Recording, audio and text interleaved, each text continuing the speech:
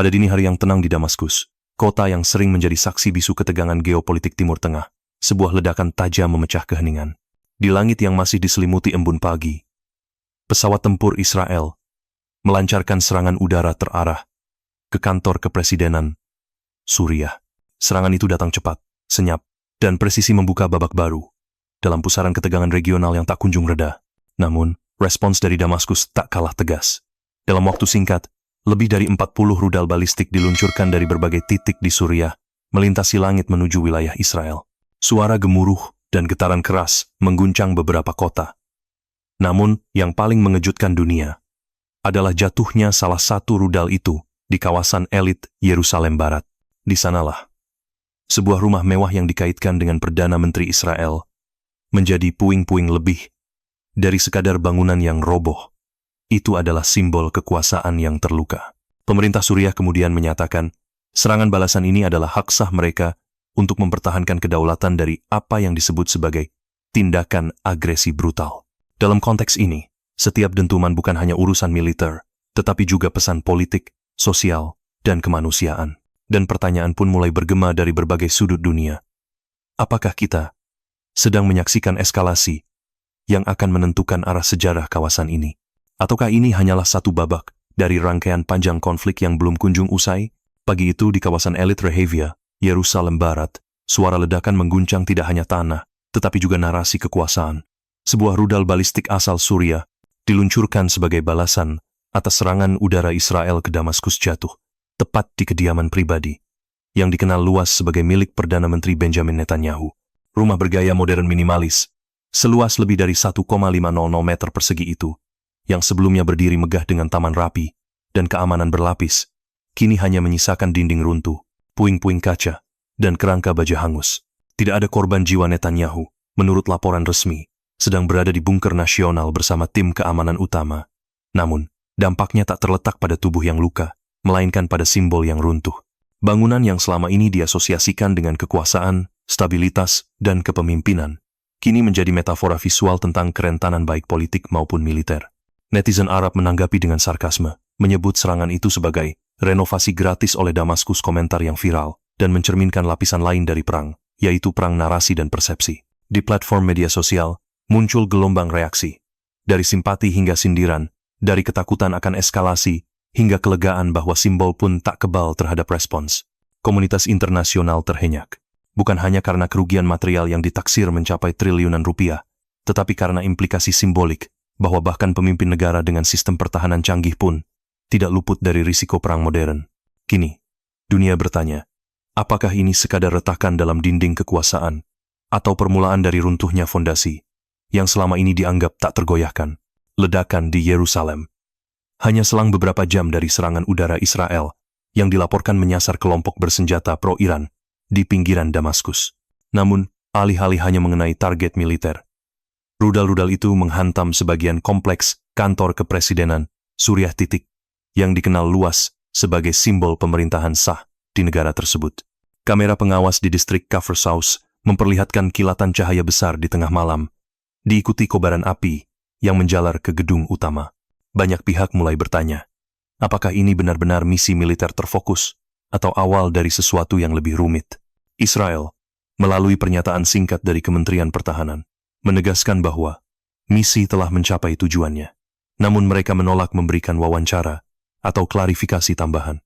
Sebaliknya, pemerintah Suriah langsung menggelar konferensi pers, menyebut serangan itu sebagai pelanggaran terang-terangan terhadap kedaulatan dan stabilitas regional.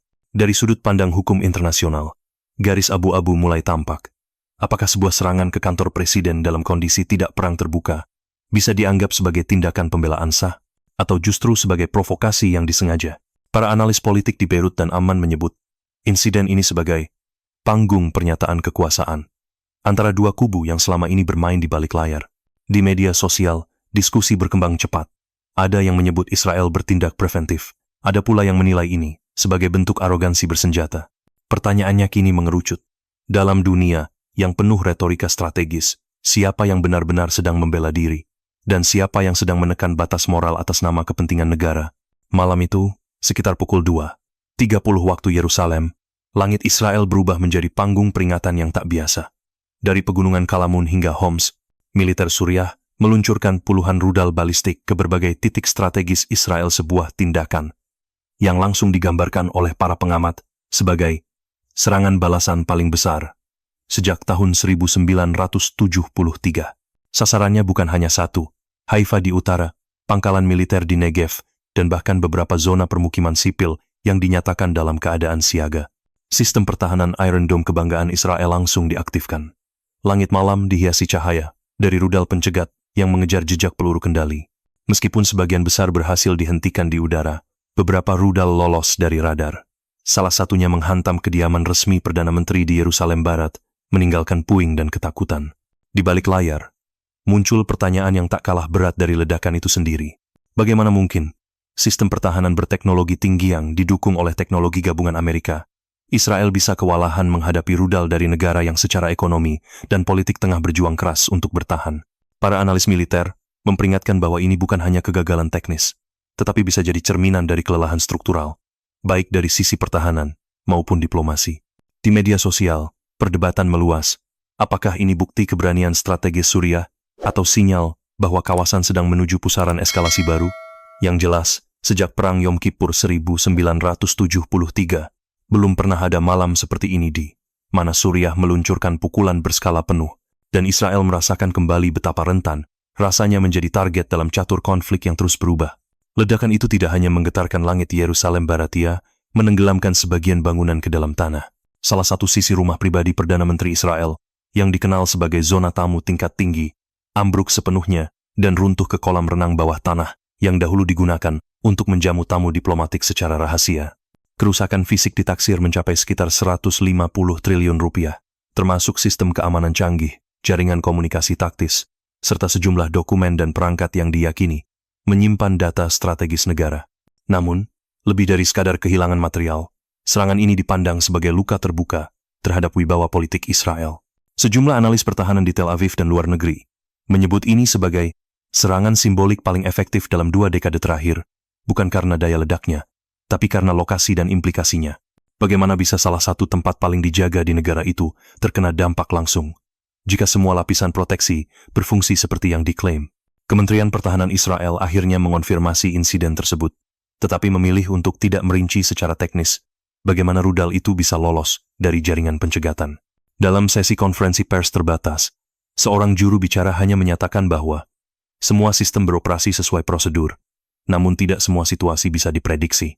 Di luar pagar kawat berduri dan pos penjagaan digital, publik mulai bertanya-tanya, apakah negara yang selama ini menjadi ikon ketangguhan militer benar-benar siap menghadapi medan perang modern yang semakin tidak simetris? Dan apakah insiden ini akan memicu evaluasi besar-besaran dalam struktur pertahanan nasional? Sementara itu, dari sudut-sudut pers internasional, muncul kekaguman terhadap kemampuan teknis militer Suriah. Sebuah negara yang selama bertahun-tahun digambarkan sebagai lumpuh, kini dianggap mampu menembus jantung simbolik kekuasaan Israel dengan cara yang menghantam lebih dalam daripada sekadar ledakan. Kalau rumah Perdana Menteri saja bisa dihantam, kami rakyat biasa harus bersembunyi di mana? Kalimat itu menggema di luar gedung Knesset, ketika ratusan warga Yerusalem turun ke jalan membawa poster, lilin, dan kemarahan. Mereka tidak hanya menggugat sistem pertahanan, tetapi juga rasa aman yang selama ini diyakini tak tergoyahkan. Di dalam parlemen, perdebatan berlangsung panas. Beberapa anggota oposisi menuduh pemerintahan Netanyahu lalai, sementara kubu pendukung menyebut ini sebagai situasi darurat nasional yang harus dihadapi bersama, bukan dipolitisasi. Di dunia maya, sarkasme tumbuh subur. Salah satu cuitan yang viral berbunyi, Iron Dome tidak butuh cat ulang, tapi upgrade logika. Komentar-komentar ini mencerminkan ketegangan sosial yang semakin meresap hingga ke tingkat rumah tangga, bukan hanya soal rudal, tapi tentang kepemimpinan, transparansi, dan hak untuk merasa aman. Sementara itu, reaksi internasional datang dengan kecepatan diplomatik yang sudah bisa ditebak. Amerika Serikat menggunakan hak veto untuk menolak resolusi Dewan Keamanan PBB yang diajukan oleh Rusia yang mengecam keras serangan Israel ke Suriah. Uni Eropa dan PBB sendiri mengeluarkan pernyataan bersama yang menyerukan penahanan diri dari semua pihak, tetapi langsung dikritik oleh sejumlah pengamat Timur Tengah sebagai template netral yang tidak lagi menyentuh kenyataan. Di lapangan, warga sipil baik di Israel maupun Suriah terjebak dalam ketidakpastian yang kian rapat. Di layar televisi dan di bawah reruntuhan, Dua dunia saling memantul. Satu dipersenjatai dengan diplomasi. Satu lagi bertahan dengan rasa takut dan doa. Krisis ini kini bukan hanya soal batas wilayah, tapi tentang batas kesabaran, batas akal sehat, dan batas dari sebuah sistem yang konon dibangun untuk melindungi semua, tetapi kini goyah, bahkan di titik tertingginya. Saat matahari terbit di atas Yerusalem, sinarnya tidak menyinari ketenangan, melainkan menyingkap puing-puing dari sebuah rumah yang pernah menjadi lambang kekuasaan. Dinding marmer yang dulu memantulkan cahaya lampu kristal kini retak, menghitam, dan berserakan. Kolam renang bawah, tanah yang dulunya digunakan untuk menjamu tamu diplomatik secara rahasia kini, berubah menjadi cekungan sunyi, berisi air dan serpihan beton. Rumah mewah milik Perdana Menteri Israel, yang dulunya dianggap tak tersentuh, kini menjadi simbol nyata dari keruntuhan rasa aman yang selama ini dibanggakan. Di balik tembok-tembok kekuasaan, satu pertanyaan terus bergema. Bagaimana mungkin satu rudal berhasil menembus semua lapisan pertahanan yang selama ini dipromosikan sebagai paling canggih di dunia? Dan yang lebih penting, jika rumah Perdana Menteri saja bisa hancur, maka di mana tempat berlindung bagi rakyat biasa? Struktur kepercayaan mulai goyah. Ketegangan politik meningkat di Knesset. Rasa was-was menyebar di jalanan. Di perbatasan, bayangan perang kembali menghantui. Suriah, Hezbollah, dan Iran bukan lagi sekadar nama dalam berita, tapi bagian nyata dari krisis berlapis, tempat di mana kebanggaan dan ketakutan berjalan beriringan. Media internasional memantau setiap detik. Pesawat diplomatik terbang keluar dari Tel Aviv, sidang darurat digelar, namun pernyataan menyerukan penahanan diri terdengar makin kosong. Copy-paste diplomacy, kata netizen dari Beirut, hingga aman menunjukkan kejenuhan terhadap reaksi global yang terasa normatif dan lepas dari kenyataan lapangan. Para pakar memperingatkan, ini bukan sekadar insiden artileri, tetapi bisa menjadi bab pembuka dari konflik regional skala besar. Jika jalur diplomatik tidak segera diaktifkan secara serius, kawasan bisa tergelincir ke dalam perang yang tak seorang pun sanggup hentikan. Sebuah drone merekam puing-puing rumah Netanyahu. Gambar itu kini menyebar ke seluruh dunia.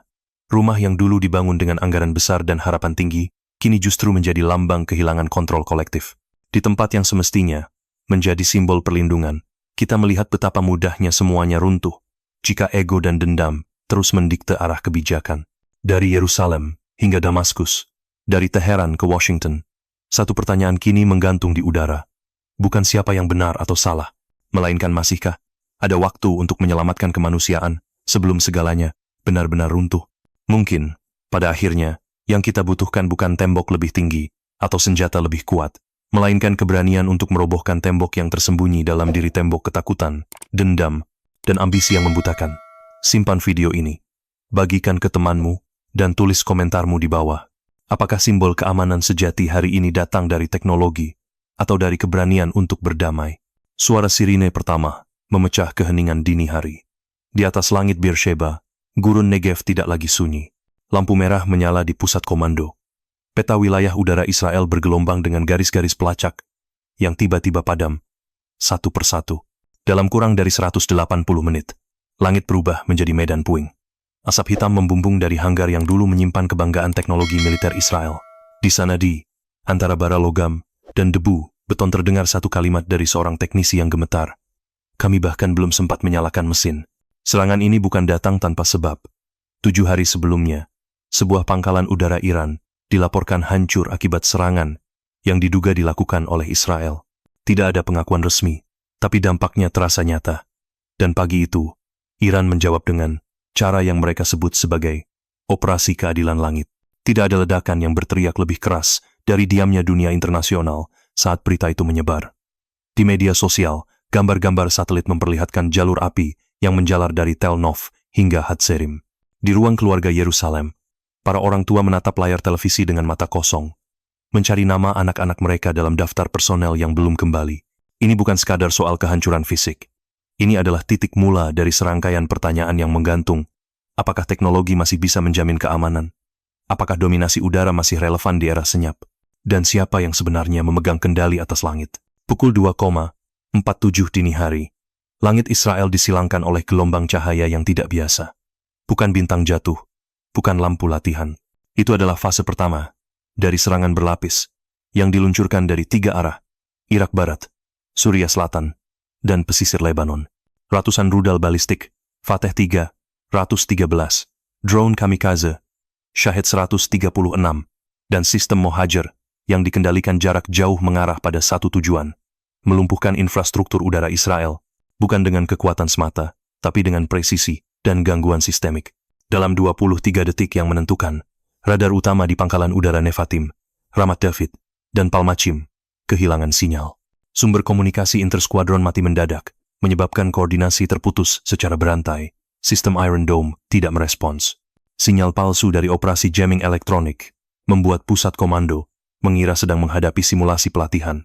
Saat kesadaran mulai menyusul realita, sebagian besar kerusakan telah terjadi. Sebuah sumber militer anonim mengakui, bukan jumlah rudalnya yang menghancurkan kami, tapi urutan serangannya dimulai dari sistem sensor, bukan target keras.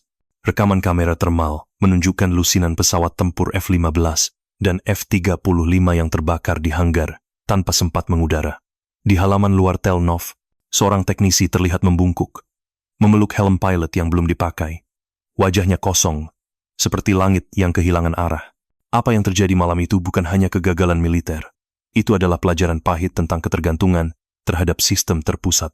Dan dalam senyapnya ruang kendali yang mati, muncul pertanyaan dari publik sipil. Jika teknologi bisa dibungkam secepat itu, siapa yang melindungi warga biasa? Sebuah F-16 bermanuver perlahan di ujung landasan pangkalan udara Negev. Mesin baru saja dinyalakan, lampu kokpit menyala, pilot sudah menurunkan kaca helm tapi belum satu roda pun sempat terangkat dari aspal. Dentuman itu datang. Rudal berpemandu menghantam sisi kanan pesawat seperti petir membelah gelap. Kilatan api melahap badan pesawat, menghentikan semua perintah sebelum jari sang pilot menyentuh tombol throttle. Bukan satu, tapi 6 jet lain di Nevatim, Ramat David, dan Hatsri mengalami nasib serupa. Sebagian hancur saat tengah meluncur di landasan. Sebagian bahkan belum ditarik keluar dari hanggar. Drone kamikaze menargetkan dengan presisi milimeter, menghantam tepat titik sambungan hidraulik dan tangki bahan bakar. Beberapa pilot masih berada di ruang persiapan, mendengar alarm peringatan yang kacau. Lalu ledakan kemudian gelap. Seorang teknisi senior yang selamat dari pangkalan Hatzerim menceritakan, kami seperti sedang menjalankan simulasi. Lalu sinyalnya tiba-tiba hilang. Ketika kami menyadari ini bukan latihan, semua sudah terlambat. Saya hanya ingat suara logam terlipat dan teriakan. Di ruang perawatan rumah sakit Soroka, Beersheba, beberapa pilot muda dirawat karena luka bakar dan trauma akustik. Mereka bukan korban dari pertempuran di udara, melainkan dari kekacauan yang melanda sebelum pesawat bisa terangkat. Di luar rumah sakit, para keluarga menunggu dalam diam, menatap langit pagi yang kini tak lagi menjanjikan keamanan, melainkan kesangsian. Dari sudut pandang hukum dan strategi militer, ini adalah pelajaran telak tentang titik lemah sistem terpusat bahwa kekuatan tidak selalu diukur dari jumlah jet, tetapi dari kesiapsiagaan sistem yang mengawalnya.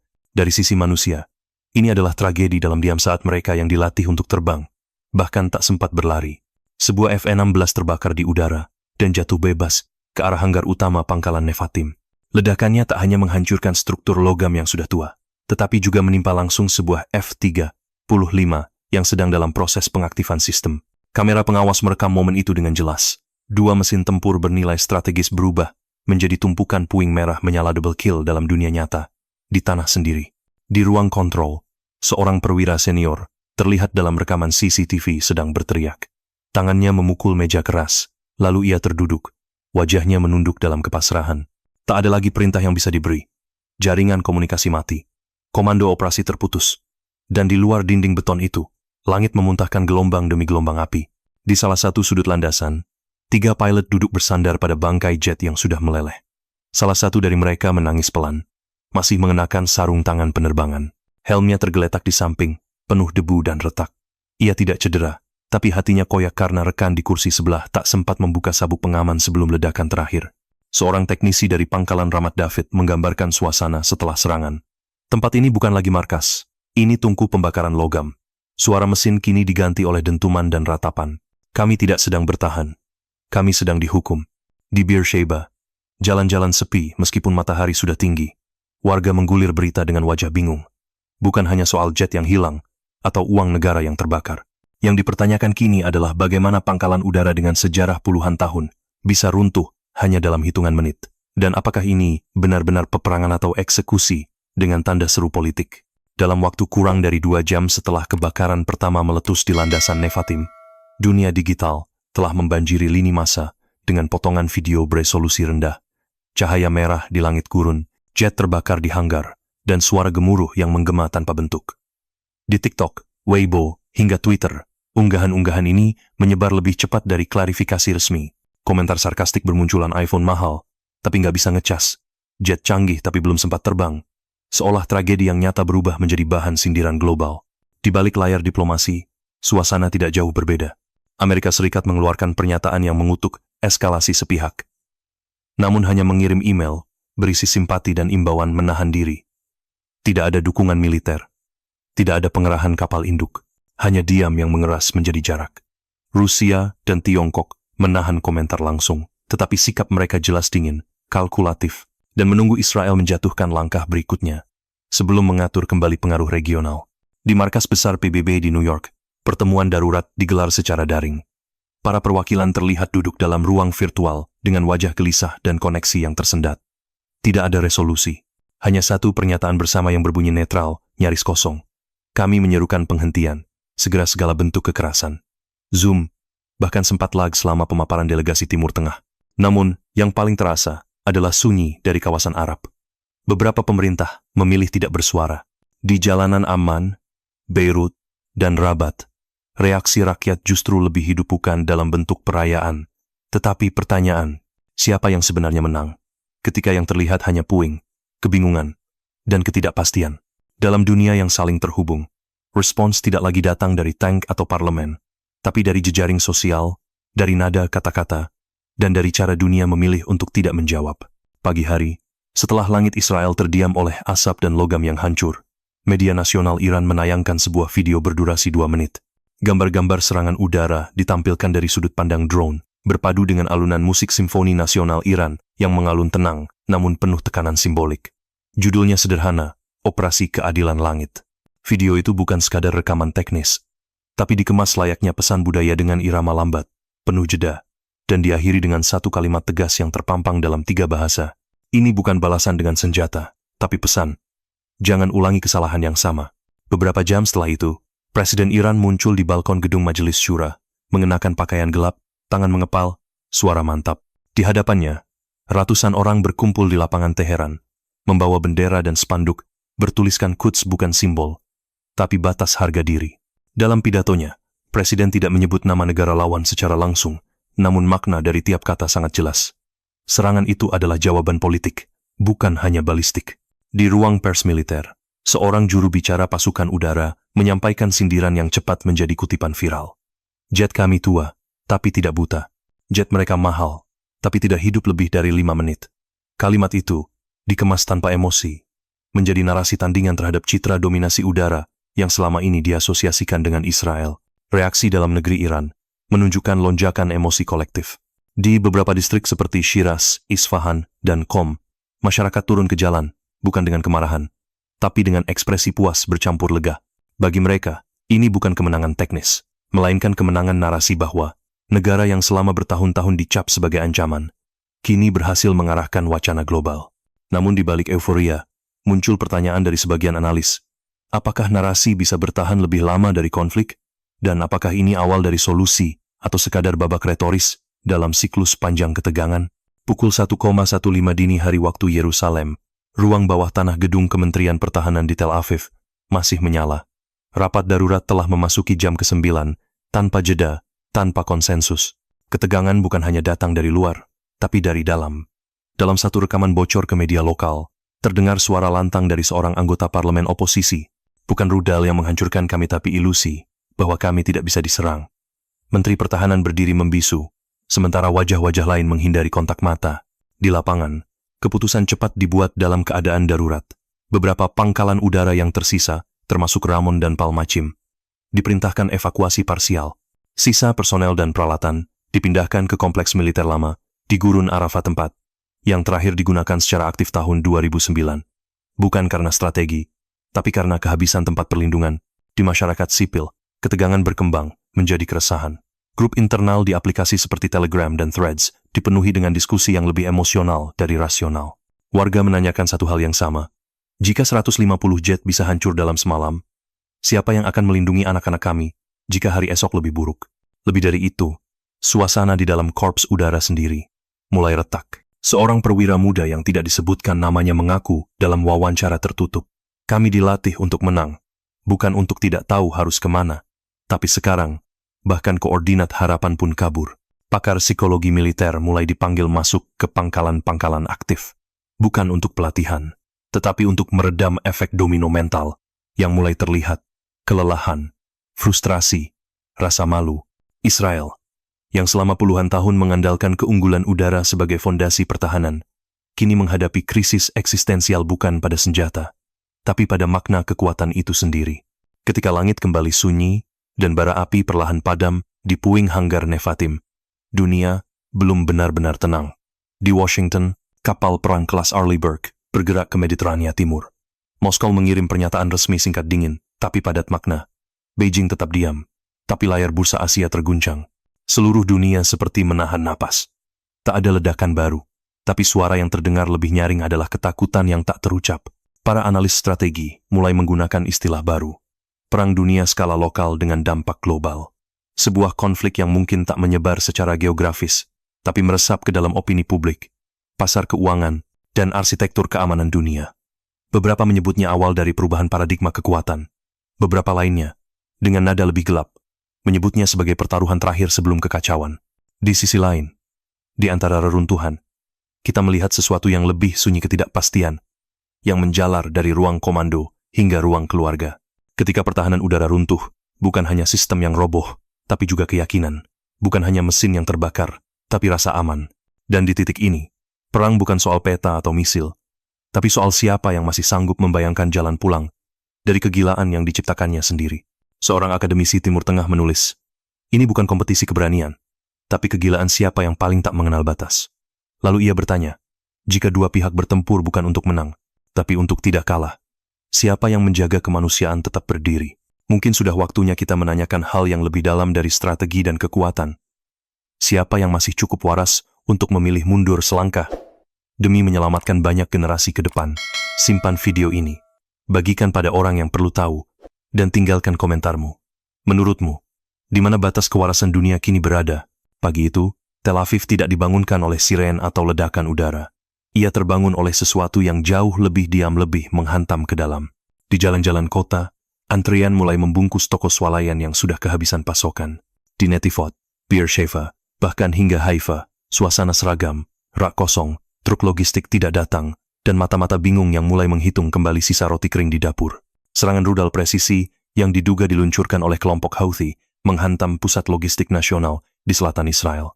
Gudang utama di wilayah Negev yang selama ini menyuplai bahan pangan ke lebih dari 60% wilayah barat Israel terbakar dan hancur total.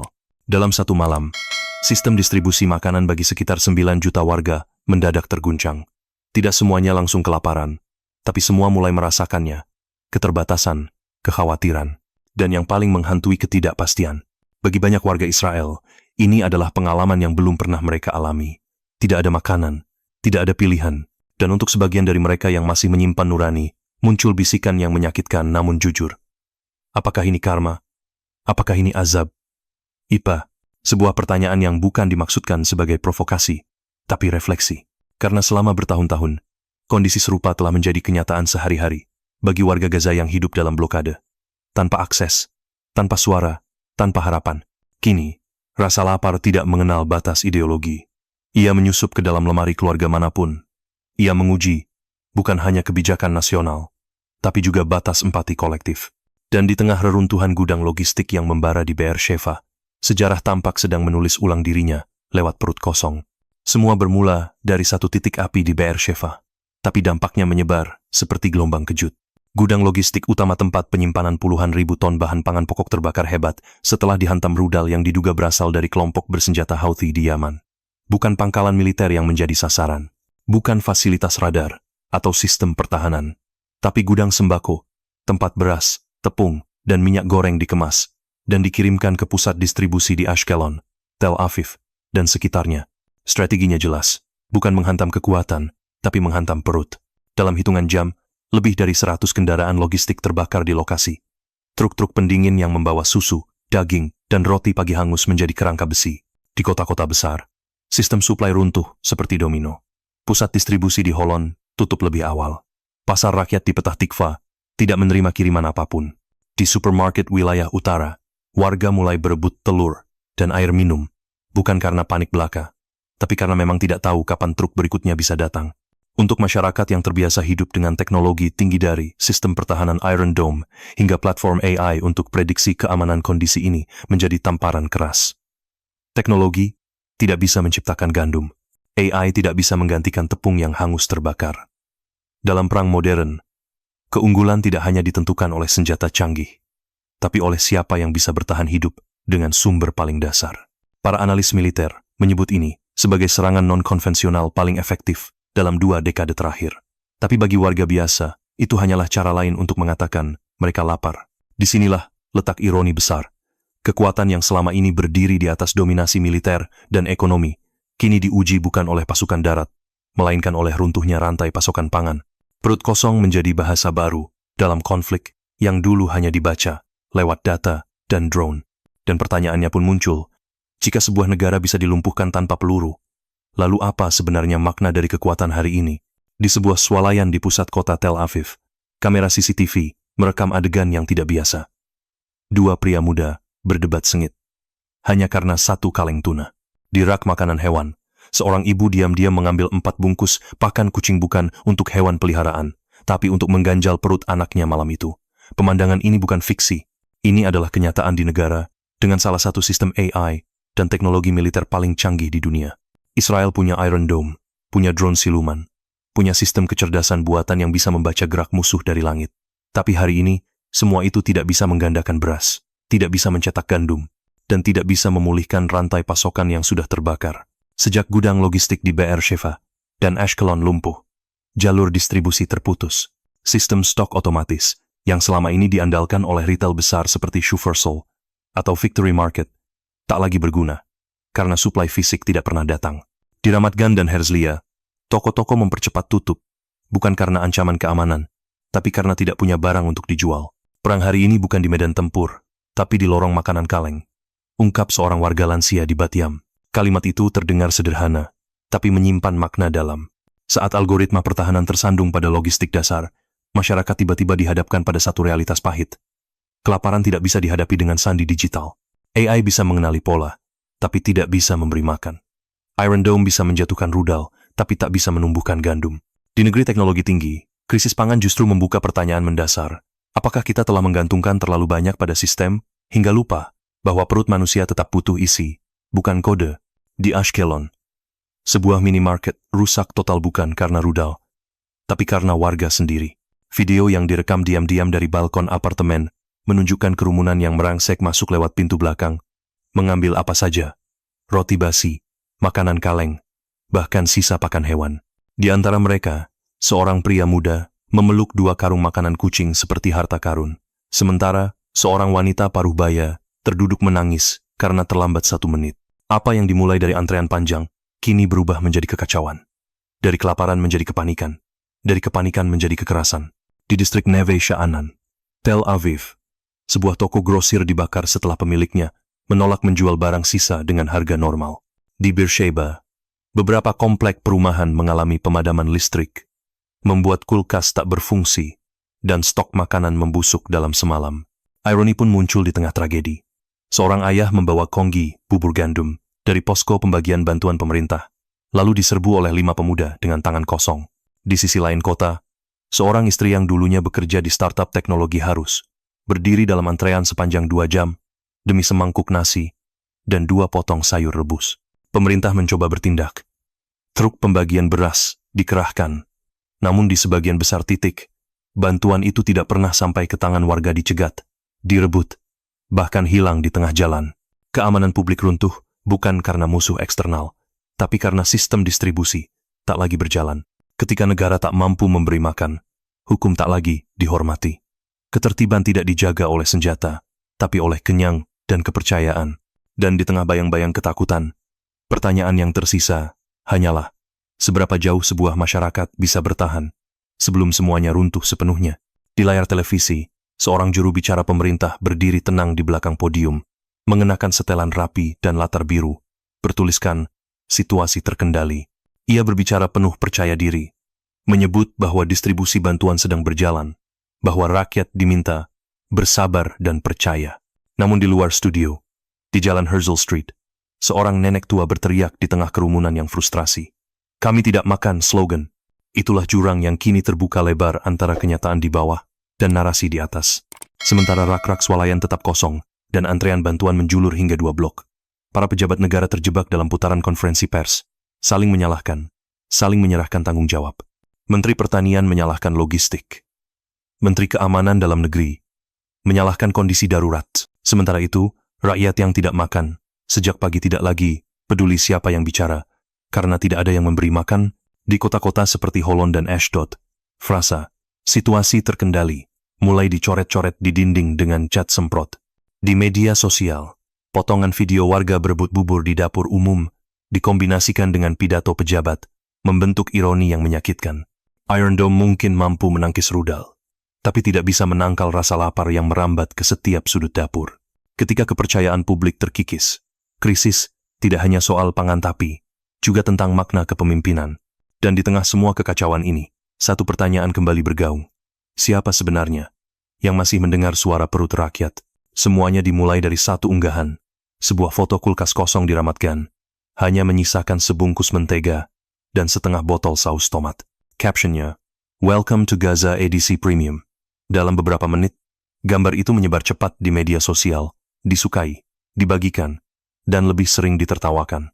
Twitter, Instagram, hingga TikTok dipenuhi meme dan sindiran pahit. Warga Tel Aviv menggigit rumput seperti kambing, influencer memposting tips memasak dengan sisa makanan kucing, dan potongan video antrian bubur diolah menjadi lelucon montase musik. Tapi di balik lapisan humor, ada suara yang lebih dalam. Frustrasi, rasa malu, dan amarah yang tak tersalurkan. Untuk pertama kalinya dalam beberapa dekade, narasi nasional Israel tidak dipenuhi oleh nama Hamas, Hezbollah, atau ancaman eksternal. Tidak ada musuh untuk disalahkan.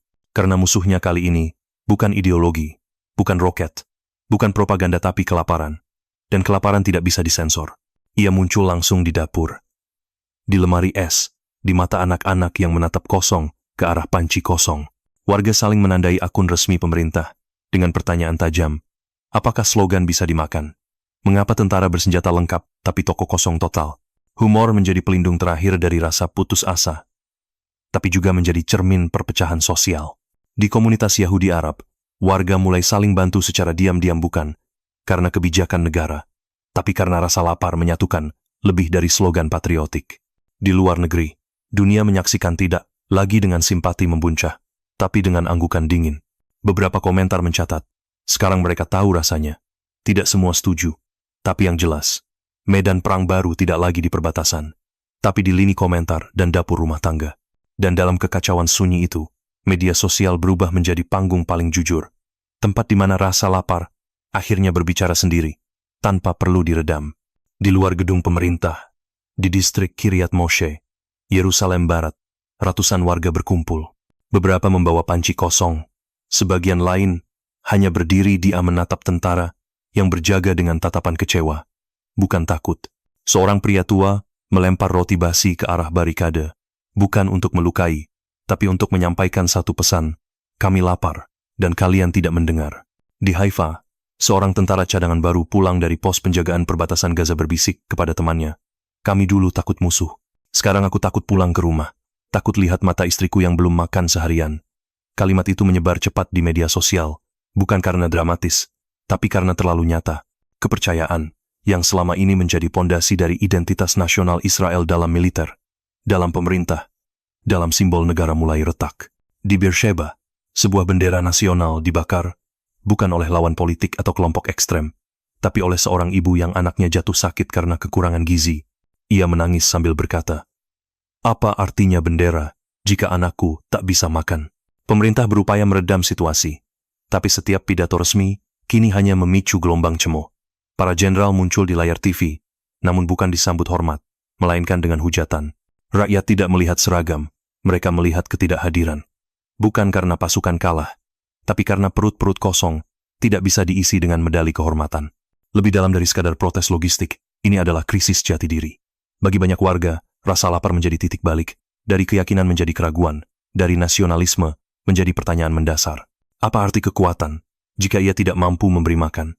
Apa arti negara jika ia kehilangan suara rakyatnya? Dan di balik dinding sunyi para penguasa, rakyat kini bersuara dengan tangan kosong, tapi pesan yang menggema. Di luar kantor kementerian di Givat Ram, sebutir telur busuk pecah menghantam dinding kaca. Telur itu tidak meledak, tidak terbakar, tetapi meninggalkan bau busuk yang menyengat. Orang-orang tak lagi membawa spanduk. Mereka membawa keheningan. Keheningan yang menyakitkan. Keheningan yang penuh tekanan. Di dalam, lampu masih menyala. Namun tak ada lagi pidato-pidato yang menghibur. Karena kelaparan bukan lagi masalah penjatahan. Kelaparan telah menjadi krisis. Seorang anak laki-laki di Holon, 6 tahun, tertidur Veidardai Trongrong. Ibunya, yang dulu bekerja di bidang teknologi keuangan, kini hanya bisa mengaduk air panas dengan garam. Di sebelah selatan, di kamp militer dekat Ofakim, pasokan logistik, yang tersisa hanya cukup untuk 2 hari. Seorang tentara muda berbisik pada komandannya, "Kita bisa menembak musuh, tapi bagaimana menembak rasa lapar?" Israel adalah negara yang membanggakan teknologi drone, pengawasan satelit, dan kecerdasan buatan paling maju. Namun dalam 72 jam tanpa logistik, sistem itu runtuh oleh satu kelemahan mendasar. Manusia tetap butuh makan. Tidak ada algoritma yang bisa mengenyangkan perut. Tidak ada rudal yang bisa mengubah udara menjadi roti. Di berbagai sudut Yerusalem, anak-anak mulai menunjukkan tanda-tanda malnutrisi ringan. Di Bnei Brak, dapur umum yang biasanya memasak untuk fakir miskin, kini harus memberi makan keluarga menengah yang baru saja kehilangan akses ke pangan dasar. Di Haifa, antrian bantuan melilit, hingga ke blok perumahan elit. Lapar tidak lagi memilih kasta. Ia menyeragamkan penderitaan, membatalkan semua hierarki buatan. Kalimat, "Kami tidak makan pidato," kini jadi grafiti di dinding stasiun kereta. Bukan karena rakyat kehilangan sopan santun, tapi karena mereka kehabisan harapan. Sebuah pemerintahan yang membangun pertahanan berlapis-lapis tidak mampu menjamin hal paling mendasar. Roti, bahkan tentara, simbol kepercayaan tertinggi dalam masyarakat Israel, kini menjadi sasaran kemarahan.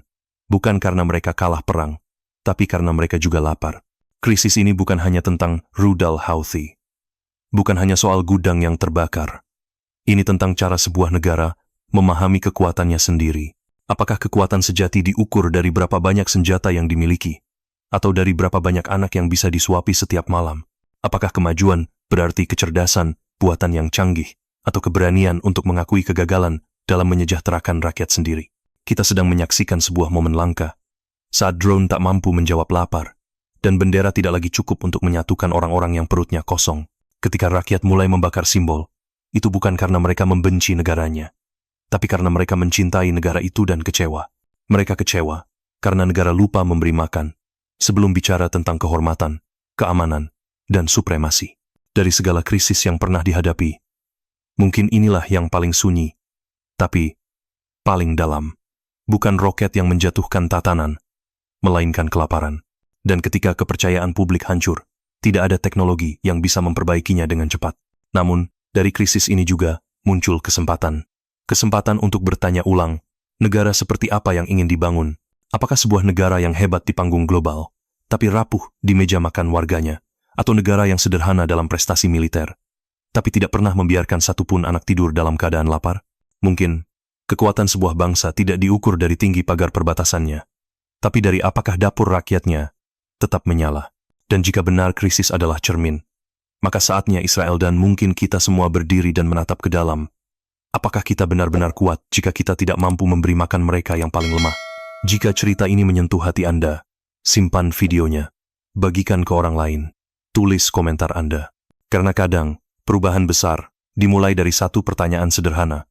Siapa yang masih peduli ketika roti tak lagi ada di meja? Pagi itu di Yerusalem diselimuti ketegangan yang tak terlihat, namun terasa. Di dalam gedung parlemen Knesset, Perdana Menteri Benjamin Netanyahu berdiri tegak di belakang podium. Matanya tajam menatap ke barisan anggota legislatif. Dengan nada keras yang mencuat seperti besi dipukul di ruang sunyi, ia mengucapkan satu kalimat yang segera menyulut reaksi regional. Iran akan bernasib sama seperti Palestina. Pernyataan itu tak datang dari ruang perang, tapi efeknya menjalar seperti dentuman jauh, di padang gurun pelan tapi pasti menuju garis api. Netanyahu berniat memperlihatkan ketegasan, mengonsolidasikan dukungan di tengah krisis politik domestik yang menggerogoti legitimasi kekuasaannya. Namun, pidato itu segera dibaca sebagai bentuk pelecehan simbolik terhadap sejarah panjang dan luka kolektif di kawasan. Media sosial pun bergolak, banyak yang menyamakan Netanyahu dengan Anak kecil yang berani menantang, tapi menangis lebih dulu ketika ditanggapi. Di Teheran, suasana membeku, retorika dibalas diam, dan dalam diam itulah, sebuah keputusan mulai disusun.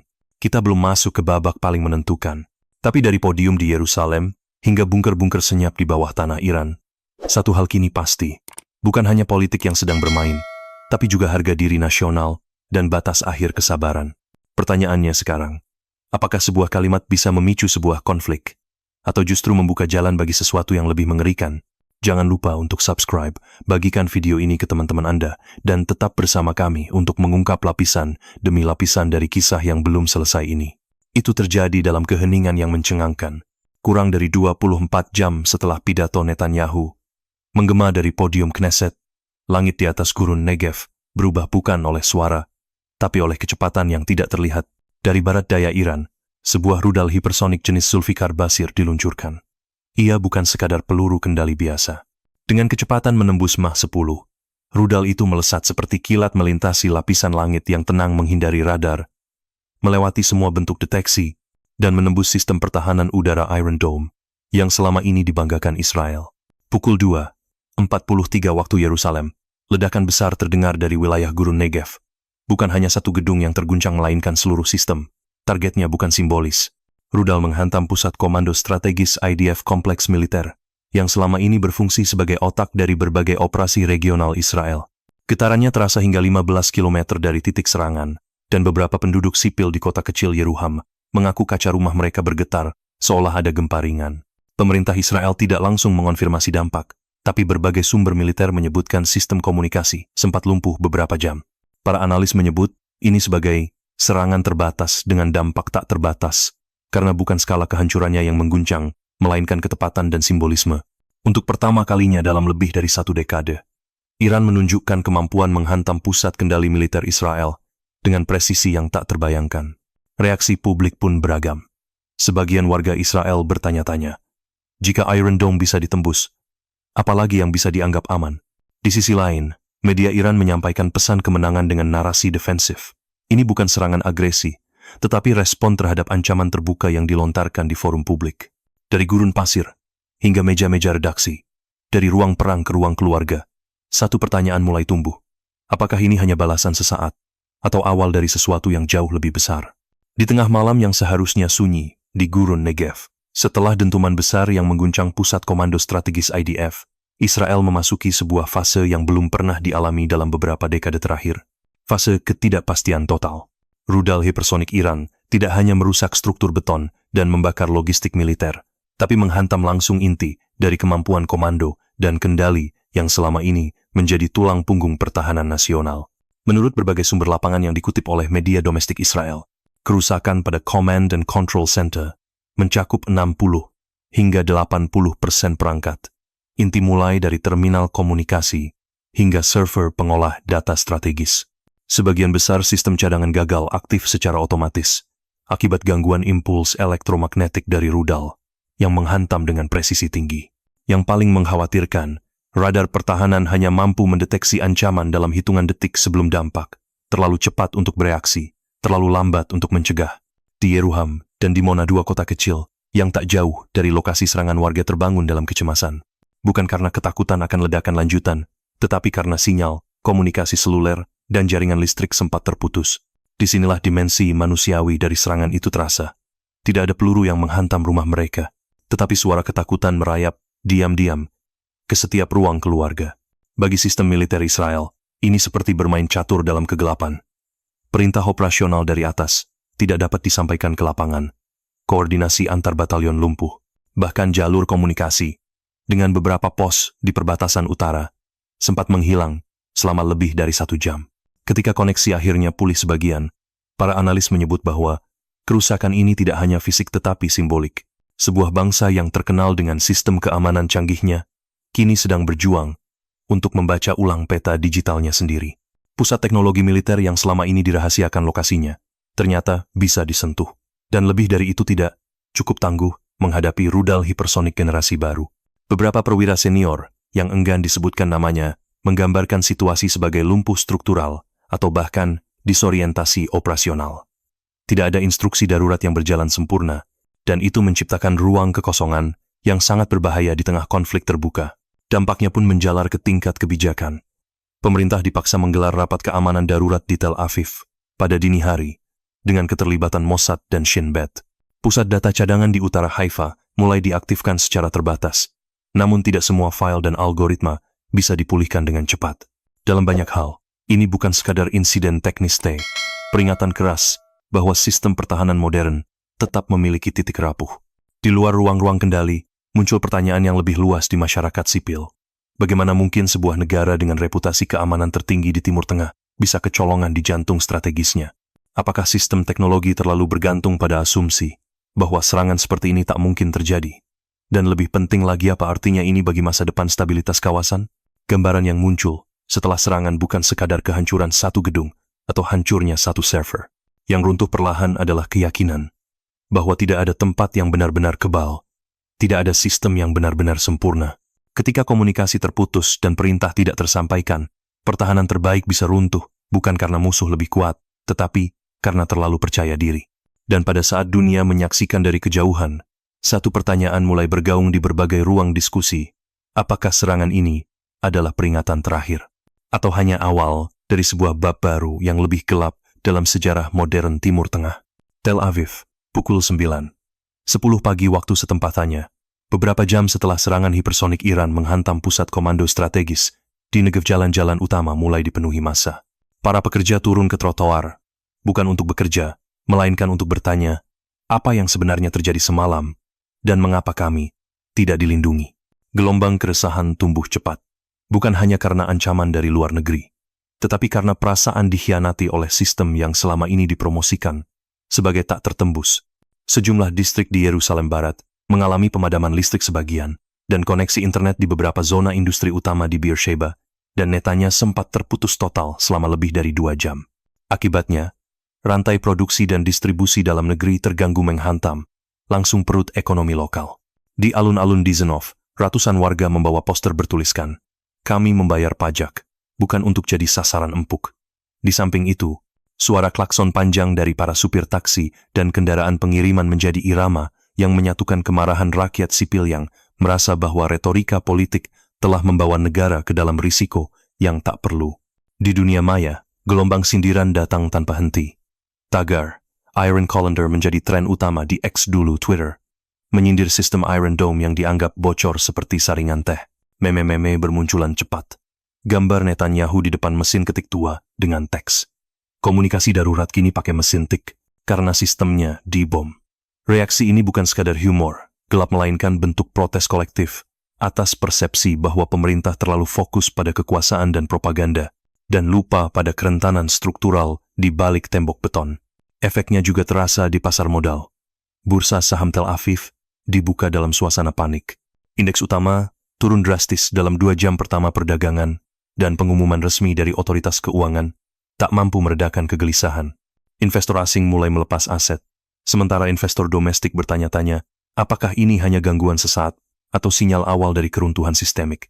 Kepanikan dalam negeri juga berdampak pada pasar global.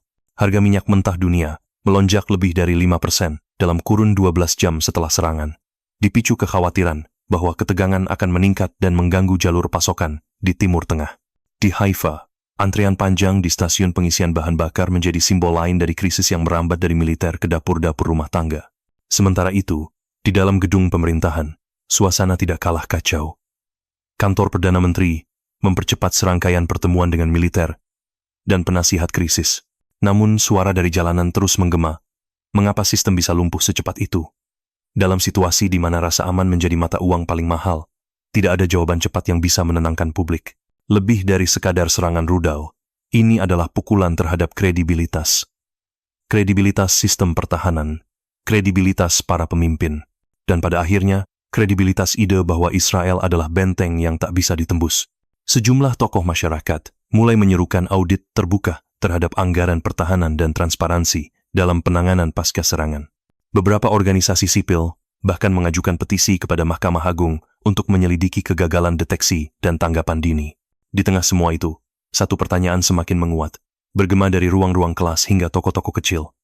Jika negara bisa diserang di jantung strategisnya, dan rakyat hanya diberi meme sebagai penjelasan, siapa yang sesungguhnya sedang melindungi siapa. Ketika debu belum sepenuhnya mengendap di gurun Negev, dan kerusakan sistem komando Israel masih dalam tahap identifikasi, dunia menahan napas. Satu serangan presisi tinggi, dampak strategis, dan dilakukan dalam waktu kurang dari 24 jam setelah ancaman terbuka, membuat banyak ibu kota dunia tersentak. Namun, seperti biasa dalam dunia diplomasi modern, keterkejutan tak selalu berarti tindakan. Respon datang berlapis, berhitung, dan sangat terukur. Di Washington, Gedung Putih mengeluarkan pernyataan resmi pada dini hari waktu lokal.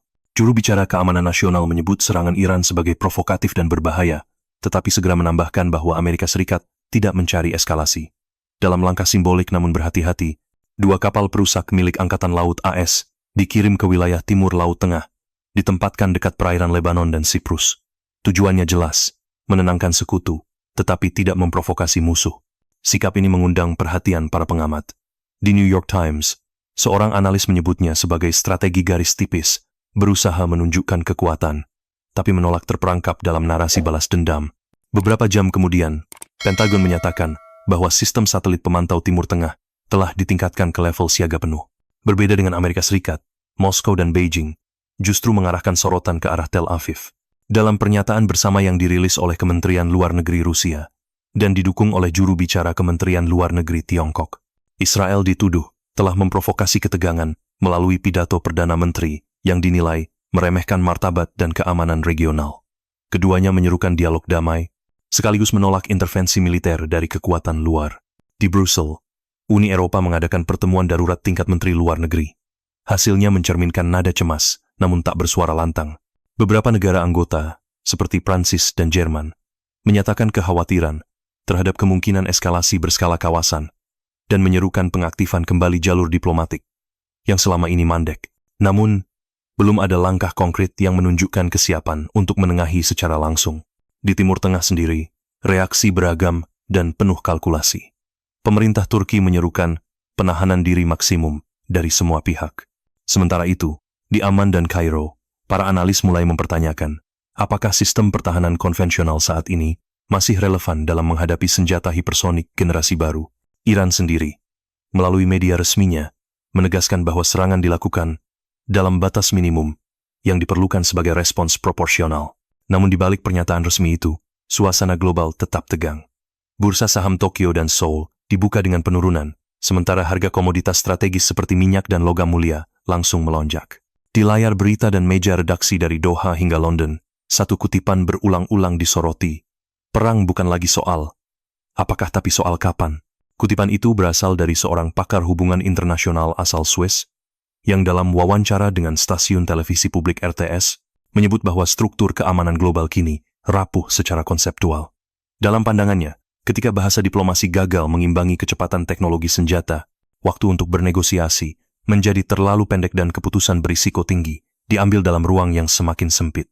Dunia kini berada di ambang, bukan karena jumlah rudal, tapi karena cara pandang yang semakin saling menafsirkan ancaman sebagai nasib, bukan pilihan. Dan saat para pemimpin dunia berhitung dalam ruang rapat tertutup, publik internasional menatap layar, bertanya dalam diam, apakah mereka sedang mencegah perang, atau sekadar menundanya. Pada pukul 2:43 dini hari waktu Yerusalem, tidak hanya satu rudal menghantam gurun Negev. Yang sebenarnya pecah malam itu di antara debu dan gelombang elektromagnetik adalah anggapan bahwa teknologi pertahanan modern masih bisa menjamin keunggulan mutlak.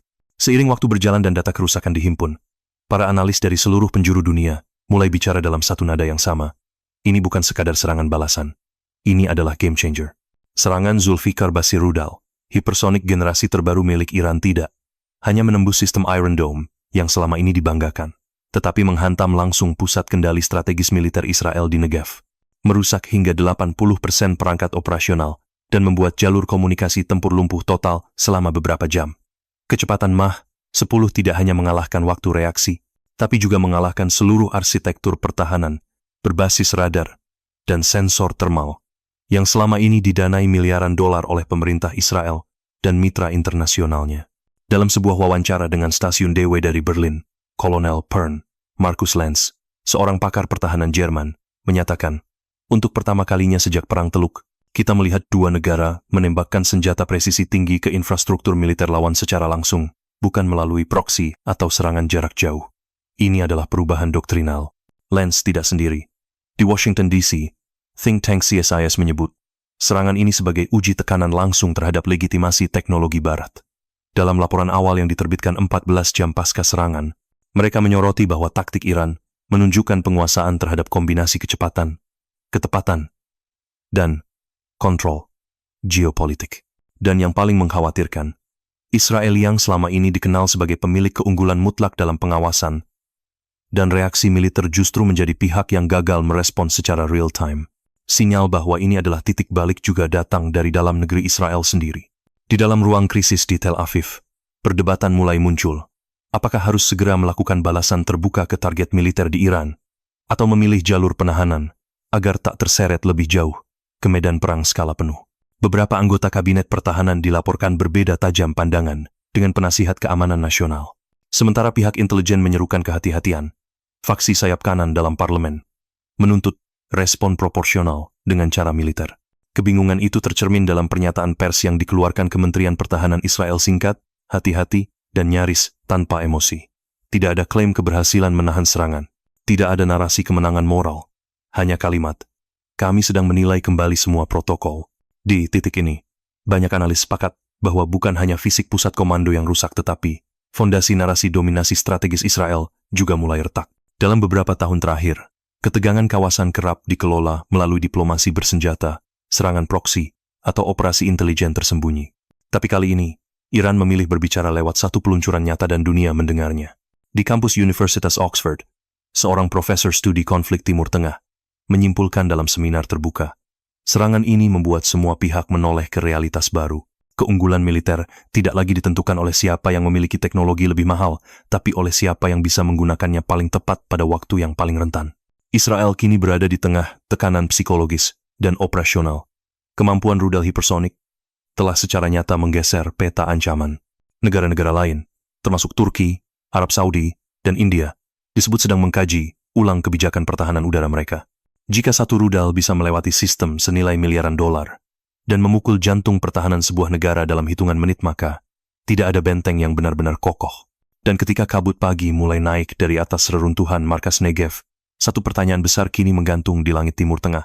Apakah kita sedang menyaksikan sebuah episode terisolasi atau ini adalah awal dari bentuk baru perang, di mana kecepatan dan akurasi menggantikan superioritas dan retorika?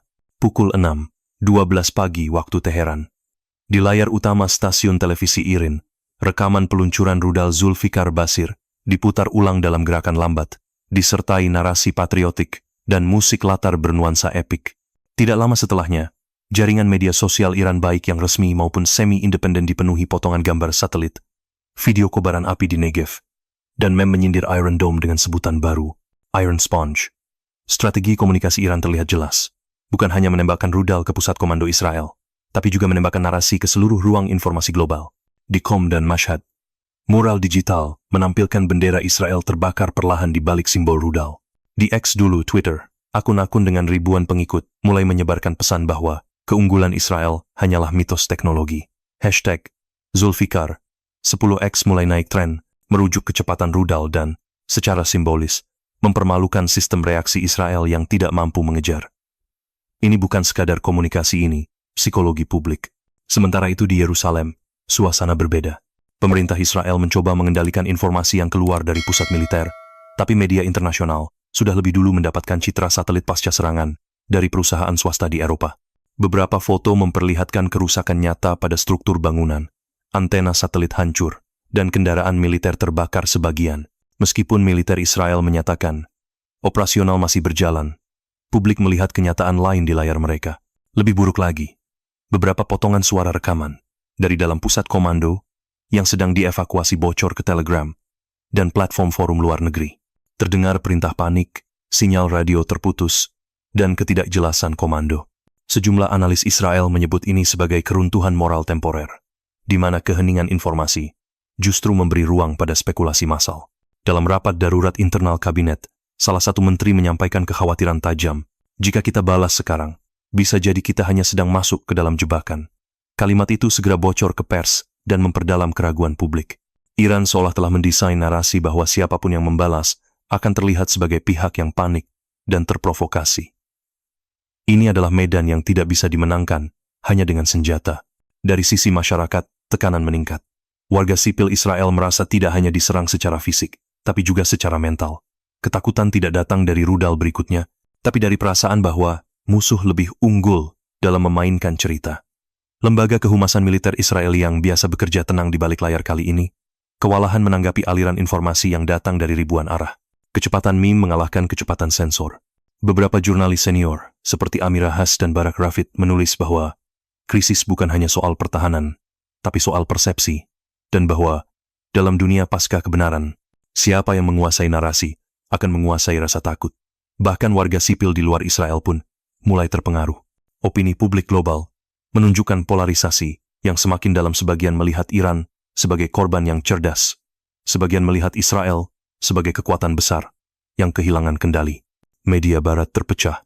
CNN menekankan pentingnya deeskalasi cepat, sementara Al Jazeera dan RT justru memberi sorotan pada runtuhnya kepercayaan terhadap sistem pertahanan barat. Fenomena ini menunjukkan bahwa komunikasi publik kini telah menjadi senjata itu sendiri. Video, suara, emoji, hingga semuanya dikurasi untuk menciptakan respons emosional, bukan hanya pemahaman logis. Ketika medan perang bergeser dari bunker ke browser, dari misil ke meme, dari pangkalan militer ke ruang keluarga, satu kenyataan baru muncul. Kita sedang berada dalam era konflik di mana persepsi adalah peluru dan narasi adalah peluncur. Dan dalam dunia seperti ini, kebenaran bukan lagi soal fakta, siapa yang menyerang lebih dulu tapi siapa yang berhasil membuat dunia percaya bahwa mereka adalah yang bertahan. Lalu, dalam perang seperti ini, siapa yang benar-benar siap untuk kalah? Di benak publik global.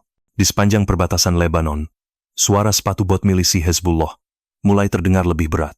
Di Baghdad, pasukan Hashd al-Sha'abi mengubah pola patroli malam menjadi siaga penuh.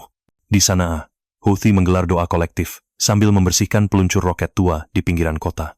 Dan di Tel Aviv, antara lampu lalu lintas yang tetap menyala dan jalan-jalan yang masih basah oleh hujan semalam, rakyat biasa mulai menyusun tas darurat, sebotol air, lampu senter, radio baterai, masker gas, dan sepotong bangfai untuk jaga-jaga jika sesuatu kembali terjadi. Di Iran, situasinya tidak jauh berbeda. Warga di Teheran dan Isfahan mulai membeli jerigen bahan bakar dan tablet penjernih air. Sekolah-sekolah menunda kegiatan luar ruangan. Stasiun televisi menampilkan panduan evakuasi dalam dua bahasa Farsi dan Arab. Di balik wajah tenang pemerintah, tersimpan ketegangan rakyat yang tahu apa yang kemarin hanya berita, kini bisa menjadi kenyataan. Konflik ini, yang awalnya tampak seperti satu babak retorika, kini telah menembus dimensi baru. Bukan lagi sekadar adu kekuatan militer, melainkan pergeseran pola pikir global. Bahwa tidak ada tembok digital, sistem satelit, atau kubah besi yang benar-benar menjamin keamanan. Rudal hipersonik, video viral, dan meme-meme sarkastik di media sosial, semuanya telah menjadi bagian dari lanskap baru yang lebih rumit, lebih luas, dan lebih tidak terduga. Di jantung Israel, ketegangan politik mencapai puncaknya. Sayap kanan menuntut serangan balik yang memulihkan harga diri nasional. Pihak moderat memperingatkan bahaya jebakan strategis, di mana satu keputusan reaktif bisa membuka pintu perang multifront. Dalam ruang rapat yang gelap dan tertutup rapat, pemimpin negara dihadapkan pada pilihan yang tidak ada satupun benar-benar aman. Sementara itu, masyarakat internasional menatap dengan kecemasan yang tumbuh pelan namun dalam. Para analis di Jenewa menyebut ini sebagai kondisi jenuh diplomasi, di mana setiap kalimat harus ditimbang, setiap langkah harus dikalkulasi, bukan berdasarkan kekuatan saja, tapi juga pada reaksi psikologis publik global. Dunia, pada akhirnya, tidak hanya takut pada perang, tetapi takut pada kemungkinan bahwa perang sudah tidak lagi dapat dicegah oleh kewarasan kolektif. Dan di balik itu semua, satu kenyataan mulai menembus batas ruang dan waktu. Kita sedang hidup dalam zaman di mana tidak ada tempat yang benar-benar tak tersentuh. Tidak ada markas militer yang terlalu jauh, tidak ada sistem pertahanan yang sepenuhnya sempurna, dan tidak ada peradaban yang kebal terhadap gangguan baik dari mesin, dari narasi, maupun dari ketakutan yang tersebar seperti angin. Namun di tengah segala kecemasan, ada peluang yang masih bisa diraih. Peluang untuk berhenti sejenak dan bertanya, jika teknologi dapat menembus semua batas, mengapa diplomasi tidak? Jika senjata bisa melintasi langit dalam hitungan detik, mengapa kata-kata tak bisa menjangkau hati manusia sebelum semuanya terlambat? Dunia kini membutuhkan lebih dari sekadar pengamat. Dan ahli strategi dunia membutuhkan mereka yang berani merancang masa depan dengan nalar dan nurani, bukan dengan naluri balas dendam. Karena pada akhirnya, konflik tak pernah benar-benar dimulai oleh senjata melainkan oleh ketakutan, ego, dan kegagalan memahami bahwa hidup bersama tak pernah bisa dibangun di atas puing rasa saling curiga. Lalu, jika saat ini kita semua berdiri di ambang sebuah era baru, pertanyaannya adalah, siapa yang akan mengambil langkah pertama? Bukan untuk menyerang, tapi untuk menyelamatkan. Simpan video ini, bagikan kepada teman Anda, dan tulis komentar di bawah. Menurut Anda, apa yang seharusnya menjadi langkah pertama menuju perdamaian hari ini?